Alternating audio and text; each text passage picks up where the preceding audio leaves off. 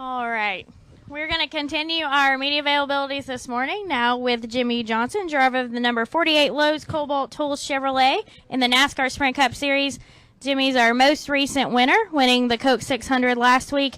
He has 8 victories here at Dover International Speedway. Talk a little bit about coming into this weekend and your expectations for the race. Yeah, just looking to expand on great performance last weekend. We're coming to my favorite racetrack, and by the stats, probably our best track as well. So excited to be here. Look forward to getting on the racetrack and seeing how this new rules package works here.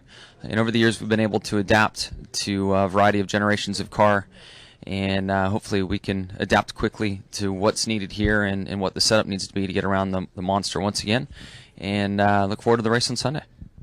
All right, we'll go ahead and take questions for Jimmie. Please state your name and affiliation, and we'll start with Jeff Gluck and go to Jeff Hood. Jeff Gluck from USA Today. Can you hear me? Yeah? Hello? No? Yeah, you can't hear me? No? I can hear you enough, bud. Okay. Yeah. So we're in this weird stretch of the schedule where only one out of the next 12 races is a mile-and-a-half track, where that's kind of obviously unusual because it seems like most of the races are mile-and-a-half track races. How do you view that as far as guys who haven't won yet this year, especially with the way the chase rules are set up this year? Is that an opportunity for guys that haven't won, with the unique tracks coming up to win those races, or are the drivers that have been good already still going to be the favorites when we go to the places that are a little bit different? Yeah, I'd say outside of the 2 road course races, your favorites would still be your favorites. I think the road course races open it up to a lot of drivers. You naturally think of the road course specialists, but the guys like myself and Casey Kane have won in Sonoma too. So Sonoma, I think, really opens the door for a lot of people, and then fuel strategy can play a role in there and really take it into somebody else's hands that's willing to take a big risk. But Michigan, Pocono, Indy, I just feel like your teams that are running well now will prevail at those tracks. I think who runs well at Pocono will naturally run well at Indy. I think Michigan, even though it's a 2-mile track, still fits kind of the mile-and-a-half style setup, and should be a familiar face there. And I'm kind of lost for the other tracks we're going to. I guess New Hampshire's out there at some point, which is an important race with it being in the chase. So I just right now with how tough it's been to understand the new package, I think whoever's strong now will continue to be strong. We're deep enough into the season where people are kind of on their course and have the setups that that they think's best under their car, and you won't see a lot of change, I don't think. Everybody's kind of locked in, I guess, with their speed. Wow, it's hard to think as your voice keeps getting louder and louder in here. I hope I made sense, Gluck, as I got confused while I was talking. All right, Jeff Hood, go ahead. Hey, Jim. Hey, Jimmie. Jeff Hood of RacingToday.com.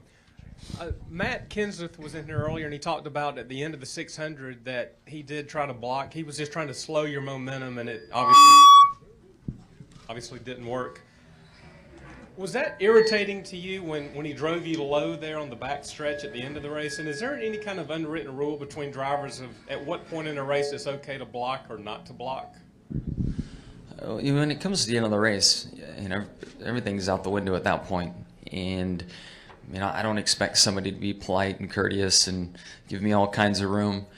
I hadn't been run down the straightaway low like that before, but once we got low enough where I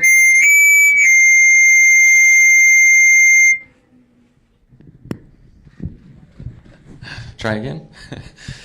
Once I got low enough down the back where I kind of knew this is about as far as I want to go, Matt kind of held his line at that point, and we're about off the track. But again, it's racing. It's the end of the 600. It's the end of a race, and you expect people to race you real hard if it's right on your quarter panel or your door through the center of the turn, whatever it may be. So I wasn't totally shocked, and I knew it wasn't going to be easy just to go by the 20 car. That there's no way that was going to happen. But the unwritten rules really fall into the line of contact and where somebody bumps you.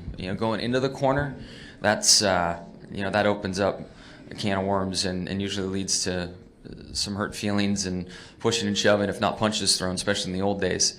Contact through the center of the corner or off, or even some bumping down the straightaway is fine. But the big unwritten rule is a contact on corner entry. All right, Scott, go ahead. Scott Walsh from the Scranton Times-Tribune in Pennsylvania. Jimmie, you guys going to Pocono next week. As a past pole winner there, I was curious how you think the new qualifying format might play out there, and what are your thoughts 11 races in on the new format? Yeah, qualifying there is it's such a long lap that you usually end up kind of out of grip by the third turn. You leave pit road. Got a long way to get around, get up to speed, and then complete that long lap. That we might see a fair amount of fall off in speed, just due to the tire getting more miles on it than what you would normally have. So that's kind of my first question that I have is how much fall off will there be? But it's the same for everyone, and there's enough room on that racetrack. You should be able to get a clean lap and not have to worry about traffic. So I think the format will work well. If you're fortunate enough to time it and get a tow down the front straightaway when somebody's finishing their lap and you're getting up to speed, that could be beneficial for you. So there's a couple things there to think about, and I think it's such a big track, it's tough to see it all from a fan perspective, but inside the car and the challenge that the crew chiefs face, there's a lot going on around that racetrack, and I know it's Chad's favorite racetrack to go to because all three corners are different, the loading is different, the banking's different. There are a bunch of tools and options to adjust the race car all the way around the track, and that's what Chad really enjoys about that place. Okay. Hey, Jimmie. John Butler with WGMD News. We've had some moisture here the last couple days, rain as well. Have you had a chance to check out the track and see if that's going to be a factor at all? With the trucks being on track, they'll have it dusted off pretty good for us. I feel bad for their first 10 or 15 minutes of practice. The dirt that it's drug across the track makes this place pretty slick. So those guys are putting up with it right now, and it'll be in good shape once we get out there. Any additional questions for Jimmie? Okay. Hi, Joseph Wilkins, Speedway Digest. You've had a lot of success at Dover in the past, but what do you keep doing to adjust to the different aero packages that NASCAR presents at these tracks? Really, at the end of the day, there's a feel, a sensation I look for to get around this racetrack, and we all have a feel and sensation we look for. It's just if it yields the speed and fits the track, and everything has worked well for me, for Chad, for the team, our equipment. This has just been a very strong track for us. So over time, as things change, I just pay attention to the feeling I'm looking for, and we're able to work through whatever challenges are thrown at us with different tires that are brought in, and then also generations of car. And then this is still the Gen 5 car, Gen 6 car. Where are we at these days? Gen 6 car, but a different rules package under it. So regardless of change, there's just some tracks that work well for you, and you're able to still find that feeling you're looking for regardless of circumstances. Jimmie, Pat Christie with WDAL-TV in Harrisburg. You may have already answered this. We got in here late, but reports of your demise obviously were greatly exaggerated. But when you're coming off a win and you're coming to a track like this where you've been successful at, is the frame of mind like any different for you in terms of positive attitude, that vibe, good vibes, that kind of stuff? Coming off of a race win, the Monday to Thursday, Monday to Friday routine is very comfortable and nice, and everybody's smiling, good spring in their step. But truthfully, when we get here and check in, last week seems so far away. And then here in an hour or so, whenever we get on the racetrack for practice and NASCAR's timing and scoring goes hot again, it's completely out of your mind, and you're focused on the present. So, we hold ourselves to, I know there's been a lot of pressure and expectations put on us as a team, and a lot of things written about us with some long 12-race winless streak. But that pressure that people might see and suspect that might be wearing on us is nothing compared to the pressure we put on ourselves as a race team. We expect a lot out of ourselves, and we feel like wins got away from us this year that we weren't happy about, and we also feel that there were tracks that we went to and just had poor performances. So the win is great, but we kind of hold ourselves to that standard, and we're coming to one of our best tracks, and the expectations are very high for this weekend. All right. Okay, we have a couple more questions. We'll start in the back and work our way up front. Jimmy, Jim Fitzgerald, Race Fans Forever. Last September at Dover, you became the all-time winningest driver here. Last week, I believe you became the all-time winningest points race driver at Charlotte. Do those records mean anything special to you, or is it just another day at the office? No, they definitely have a ton of meaning. When I look at the people that I'm tying or having the opportunity to beat for those great titles, it's the heroes of our sport. It's the guys that are put in the Hall of Fame. Look at their stats, what they've done for our sport, their household names. I mean, it is no small feat to tie or have the opportunity to beat these guys for races won at any track. All right, if we can get a... Okay, go ahead. Steve Richards with PRN. Jimmy, when you talk about the pressure you put on yourselves, can you be more specific as far as, team meetings, or do you get snippy with each other, or what? Can you go into detail about the kind of pressure you guys put on yourselves? All the above. Depending on the day and the point of the day, it changes. But to start the process, the amount of time that's put into our race cars and the setups and the preparation that goes into it, that starts the week, and then as the weekend unfolds, if you have speed, you're okay, and it's easy to not be snippy and to maintain whatever mindset that works, but still eye on the prize. If you're not where you want to be, you've put, especially Chad and my group of guys, put in so much time to come to the racetrack and be prepared that in a way their feelings are hurt. I mean, it's not fun to work so hard and then to be on the right side of the board in practice or qualifying, to not make it to the second round of qualifying. That stuff just eats us up because we work way too hard to be in that position. But the sport isn't easy. This garage area is so tough and strong that it happens. And when it does, you just got to pull your boots up and get to work and work harder. And what was the week like after the win? How much different was it this week?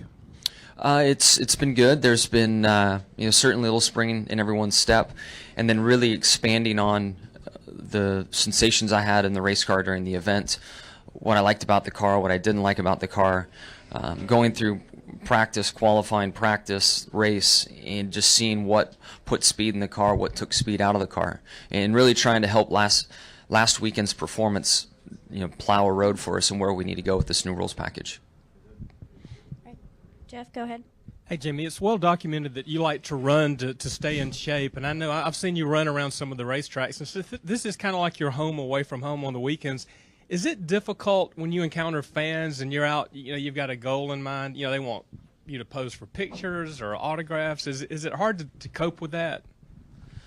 It depends. I mean, most of them got to catch me first, and they're usually not sober enough or in shape enough to do that, so... It just depends. I mean, I'll get up early at sunrise, and that's usually the most fun, is to run up and down Talladega Boulevard.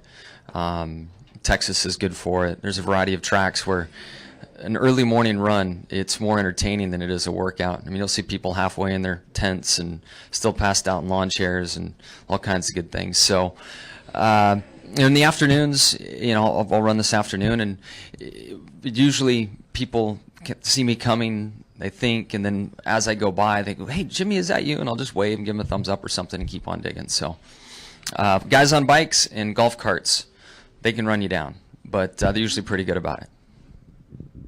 Any additional questions for Jimmy? Okay, a few more. We'll start with Scott and then go to Kelly. Scott Walsh from the Scranton Times again. You look at this stretch in the schedule, Charlotte, Dover, Pocono. You've had a lot of success at those three tracks. Any particular reason why? Because obviously the three tracks are so very different. What has been the key to your success at this part of the schedule at those three tracks? Yeah, that's a good question. They are totally different racetracks.